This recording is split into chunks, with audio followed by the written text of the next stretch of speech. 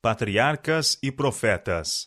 Capítulo 62. A unção de Davi. A alguns quilômetros ao sul de Jerusalém, a cidade do grande rei, achava-se Belém, onde nasceu Davi, filho de Jessé. Mais de 1000 anos antes que o menino Jesus tivesse por berço uma manjedoura e fosse adorado pelos magos do Oriente. Séculos antes do advento do Salvador, Davi, no frescor da meninice, vigiava seus rebanhos enquanto passeam nas colinas circunjacentes de Belém. O singelo pastorzinho cantava as canções de sua própria composição, e a música de sua harpa lhe fazia um suave acompanhamento à melodia da límpida voz juvenil. O Senhor escolhera Davi e o estava preparando em sua vida solitária com seus rebanhos para a obra que era seu desígnio confiar-lhe nos anos posteriores. Enquanto Davi estava assim a viver, no retiro de sua vida humilde de pastor, o Senhor Deus estava a falar a respeito dele ao profeta Samuel. Então disse o Senhor a Samuel: Até quando terás dó de Saul, havendo eu o rejeitado, para que não reine sobre Israel? Enche o teu vaso de azeite, e vem, enviar-te-ei a Jessé, o belemita, porque dentre os seus filhos me tenho provido de um rei. Toma uma bezerra das vacas em tuas mãos, e dize: Vim para sacrificar ao Senhor. E convidarás a Jessé ao sacrifício, e eu te farei saber o que hás de fazer, e ungir-me-ás a quem eu te disser. Fez, pois, Samuel o que dissera o Senhor, e veio a Belém. E então os anciãos da cidade saíram ao encontro, tremendo, e disseram: De paz é a tua vinda? E ele disse: É de paz. 1 Samuel, capítulo 16. Os anciãos aceitaram o convite ao sacrifício, e Samuel chamou também Jessé e seus filhos. O altar foi construído, e o sacrifício estava pronto. Toda a casa de Jessé estava presente, com exceção de Davi, o filho mais moço, que ficara a guardar as ovelhas, pois não era seguro deixar os rebanhos sem proteção.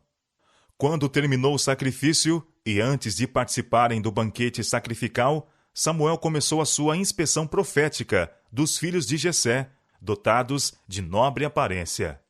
Eliabe era o mais velho, e mais se parecia com Saul pela estatura e beleza do que os outros. Suas belas feições e suas formas primorosamente desenvolvidas atraíram a atenção do profeta. Ao olhar Samuel para o seu porte principesco, pensou: Este é na verdade o homem que Deus escolheu para sucessor de Saul, e esperou a sanção divina para que o pudesse ungir. Mas Jeová não olhava para a aparência exterior. Eliabe não temia ao Senhor. Se ele tivesse sido chamado ao trono, teria sido um governante orgulhoso e opressor. A palavra do Senhor a Samuel foi: Não atentes para a sua aparência, nem para a altura da sua estatura, porque eu tenho rejeitado. Porque o Senhor não vê como vê o homem, pois o homem vê o que está diante dos olhos, porém o Senhor olha para o coração. Nenhuma beleza exterior pode recomendar a alma a Deus. A sabedoria e a excelência reveladas no caráter e comportamento exprimem a verdadeira beleza do homem. E é o valor íntimo, a excelência do coração, o que determina nossa aceitação por parte do Senhor dos Exércitos. Quão profundamente devemos sentir esta verdade no juízo a nós mesmos e a outrem. Podemos aprender, pelo engano de Samuel, quão vã é a aparência que repousa na beleza do rosto ou no porte nobre da estatura. Podemos ver quão incapaz é a sabedoria do homem para compreender os segredos do coração, ou os conselhos de Deus sem esclarecimento especial do céu. Os pensamentos e caminhos de Deus em relação às suas criaturas estão acima das nossas mentes finitas. Não podemos estar certos de que seus filhos serão levados a preencher precisamente o lugar para que estão habilitados, e estarão aptos para cumprir o próprio trabalho confiado às suas mãos, se tão somente sujeitarem sua vontade a Deus, a fim de que seus planos beneficentes não sejam frustrados pela perversidade do homem. Eliabe saiu de sob a inspeção de Samuel, e os 6 irmãos que estavam assistindo ao serviço religioso vieram a seguir a ser observados sucessivamente pelo profeta. mas o Senhor não indicou a sua escolha em favor de qualquer deles. Com uma incerteza dolorosa, Samuel tinha olhado para o último dos moços. O profeta estava perplexo e confuso. Perguntou a Jessé: acabaram-se os mancebos?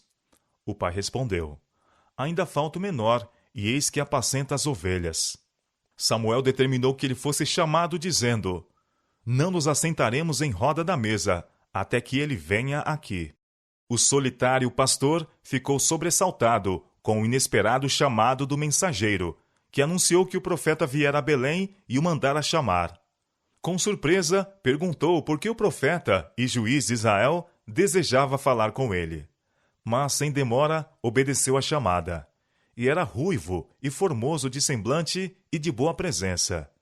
Ao ver Samuel com prazer o pastorzinho formoso, viril e modesto, a voz do Senhor falou ao profeta, dizendo: levanta-te e unge-o, porque este mesmo é. Davi havia se mostrado bravo e fiel no humilde ofício de pastor, e agora Deus o escolhera para ser o capitão de seu povo. Então Samuel tomou o vaso do azeite e ungiu-o no meio de seus irmãos. E desde aquele dia em diante, o Espírito do Senhor se apoderou de Davi. O profeta tinha cumprido o trabalho que lhe havia sido designado, e com coração aliviado, voltou a Ramá. Samuel não tinha dado a conhecer a sua missão, mesmo a família de Jessé, e a cerimônia da unção de Davi fora efetuada secretamente.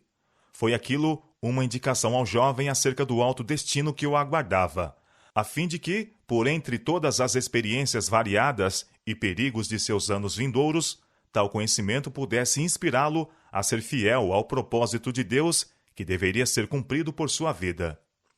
A grande honra conferida a Davi não teve como resultado ensoberbecê-lo.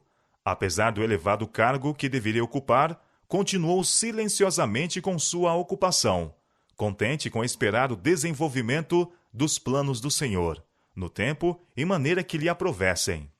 Tão humilde e modesto como antes de sua unção, o pastorzinho voltou às colinas, e vigiava e guardava seus rebanhos com tanta ternura como sempre.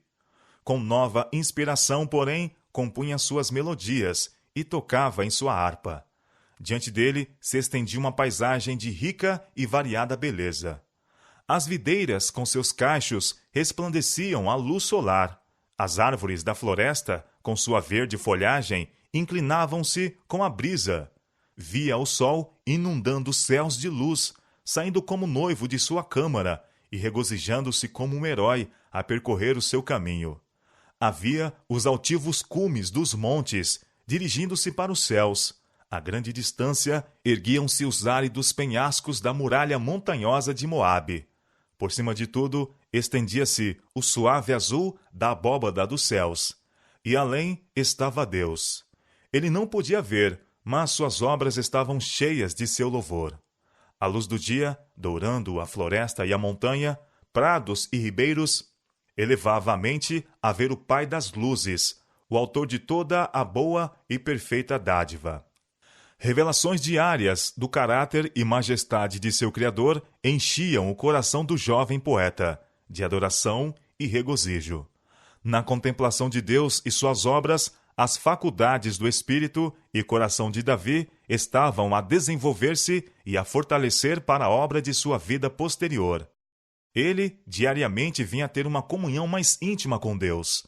Sua mente estava constantemente a penetrar novas profundidades, à busca de novos assuntos para inspirar seus cânticos e despertar a música de sua harpa.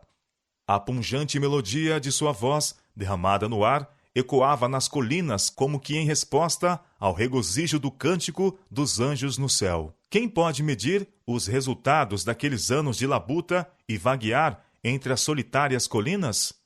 A comunhão com a natureza e com Deus, o cuidado de seus rebanhos, os perigos e os livramentos, os pesares e as alegrias, coisas que eram próprias à sua humilde condição, não somente deviam modelar o caráter de Davi e influenciar na sua vida futura, mas também deveriam, mediante os salmos do suave cantor de Israel e em todas as eras vindouras, acender o amor e a fé nos corações do povo de Deus. levando-os mais perto do coração, sempre amante daquele em quem vivem todas as suas criaturas. Davi, na beleza e vigor de sua jovem varonilidade, estava se preparando para assumir uma elevada posição entre os mais nobres da terra. Seus talentos, como dons preciosos de Deus, eram empregados para exaltar a glória do doador divino. Suas oportunidades para contemplação e meditação serviam para enriquecê-lo daquela sabedoria e piedade que o tornavam amado de Deus e dos anjos. Contemplando ele as perfeições de seu Criador, mais claras concepções de Deus desvendavam-se perante sua alma. Eram iluminados assuntos obscuros, dificuldades eram explanadas, harmonizadas perplexidades, e cada raio de nova luz provocava novas expansões de transportes e mais suaves antífonas de devoção para a glória de Deus e do Redentor. O amor que o movia, as tristezas que o assediavam, os triunfos que o acompanhavam, tudo eram assuntos para o seu ativo pensamento. E ao ver o amor de Deus em todas as providências de sua vida, seu coração palpitava com mais fervorosa adoração e gratidão. Sua voz soava com mais opulenta melodia, sua harpa era dedilhada com alegria mais exultante. E o moço pastor ia de força em força, de conhecimento em conhecimento, pois o Espírito do Senhor estava sobre ele.